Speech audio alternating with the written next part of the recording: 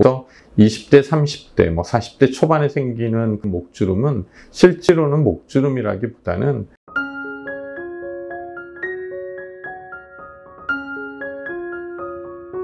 오늘은 목주름에 대해서 말씀드리도록 하겠습니다. 근데 목주름을 얘기하기 전에 먼저 어떤 목주름이 있는지부터 고민을 해봐야 되는데요. 대개 20대나 30대 아니면 40대 초반에 있는 분들은 목주름이라고 하면 가로로 가는 주름을 얘기하는데 깊이 파여 있는 목에 한 4줄이나 5줄 정도 되는 라인을 목주름이라고 얘기하는 경우가 많고요. 50대, 60대가 되면 그런 것이 아니죠. 보통 그런 주름보다는 피부가 얇아져 가지고 쪼글쪼글해지는 주름, 그걸 목주름이라 하고, 사실 일반적으로 얘기할 때 목주름은 그렇게 50대가 됐을 때 피부에 콜라겐이 떨어지고 탄력이 떨어져서 생기는 쪼글쪼글해지고 피부가 얇아지는 주름이고요.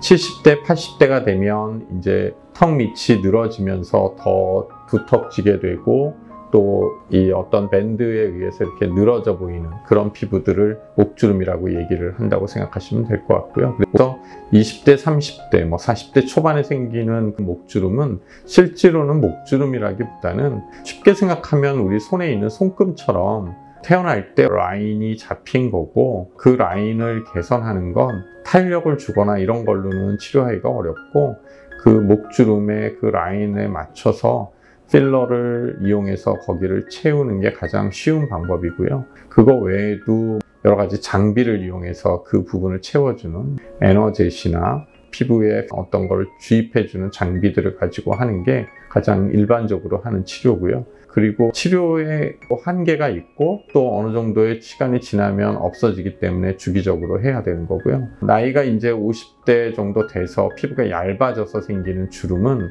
이제 대개 그런 분들 중에서도 젊었을 때부터 가로주름이 있으면서 피부가 얇아지니까 그 두 개가 합쳐져 있는 분들도 많이 있는데, 그런 분들은 피부에 탄력을 주는 시술이 필요합니다. 대표적으로는 프로파운드라고 하는 시술이 있고요.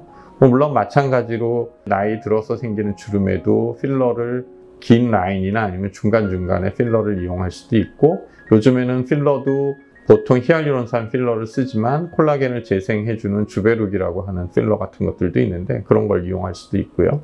아니면 좀 더 필러를 이분하게 골고루 펴주기 위해서 에너젯이라고 하는 장비를 이용해서 골고루 넣어줘서 좋은 결과를 위해서 시술을 하는 경우도 있습니다. 근데 진료를 보다 보면 필러나 이런 것들을 주입하지 않기를 원하시는 분들이 많이 있는데, 그런 경우는 프로파운드를 이용해서 피부 속에 자극을 줘서 콜라겐이 저절로 만들어지는, 물론 필러를 넣으면서 해주면 더 좋겠지만 뭔가 이물질을 넣는 걸 싫어하시는 분들이 간혹 계시니까 그런 분들은 그렇게 하시면 되고요. 프로파운드가 제일 좋은 방법이고, 또 필요한 경우에는 아그네스를 이용해서 목주름을 치료를 어느 정도 할 수도 있고요. 그런 걸 이용해서 하는 방법이 있고, 더 좋은 방법은 그 두 가지 필러랑 아그네스, 프로파운드 같은 이런 시술을 같이 이용해서 하는 방법이 있습니다. 근데 일상생활에 지장이 있는 것도 싫고, 만약에 필러 같은 거를 넣는 것도 싫고 하시는 분들은 평상시에 목에다가 관리를 잘 해야 되는데, 물론 여러 가지 화장품을 이용해서 목을 관리하는 것도 중요하고요. 그리고 일상생활에 지장 없는 피부에 탄력을 주는 레이저들이 많이 있는데 그런 것들을 한두 번 해서 되는 건 아니고요. 꾸준하게, 사실 5년이고 10년이고 가끔이라고 하면 적게는 한두 달이고 많게는 서너 달에 한 번 정도씩 꾸준하게 받아서 목주름을 어느 정도 늦추는 게 가장 합리적인 방법이라고 생각합니다.